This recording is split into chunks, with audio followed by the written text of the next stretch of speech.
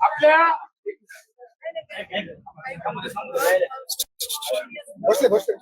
बसले सर संपर्क मंत्री झाल्याबद्दल आम्हाला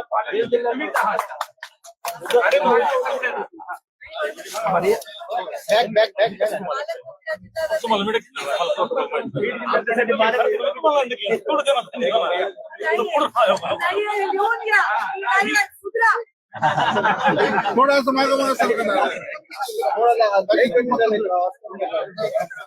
मागं सरकणार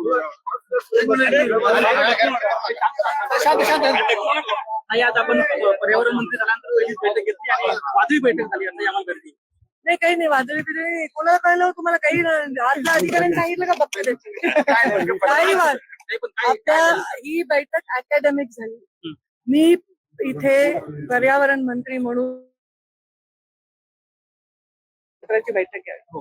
काही गोष्टीविषयी माझा स्वतःचा आक्षेप होता तो म्हणजे प्रदूषणाचा आक्षेप होता. काही तक्रारी आल्या काही पेपरमध्ये बातम्या आल्या त्या अनुषंगाने राखेचं प्रदूषण तसंच मुरुमाचा इल्लीगल काढणे आणि वाळूचा इल्लीगल उपसा आणि हे सगळ्या माफिया याच्या संदर्भामध्ये आपण बैठक घेतलेली आहे. यामध्ये मी अधिकाऱ्यांना निर्देश दिलेले आहेत की यामध्ये कोणतीही कचुराई करायची गरज नाही. आपण जे निर्णय मी आता दिलाय त्या निर्णयाप्रमाणे जर कारवाई नाही झाली तर त्या अधिकाऱ्यांना सुद्धा कारवाईला सामोरं जावं लागेल.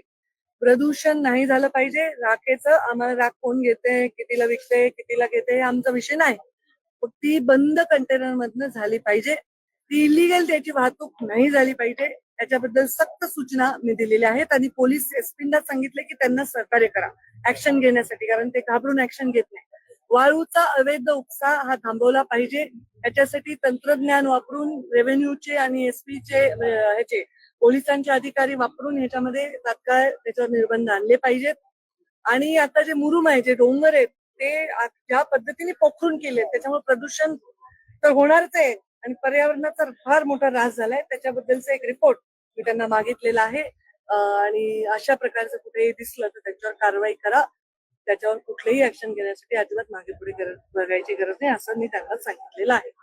याच्या पलीकडे कुठलेही प्रश्न मला विचारायचं नाही. पंकजा मुंडे सोडून जर तुम्ही काही विचारलं तर तुम्ही या जिल्ह्याला अजून खड्ड्यात टाकणार.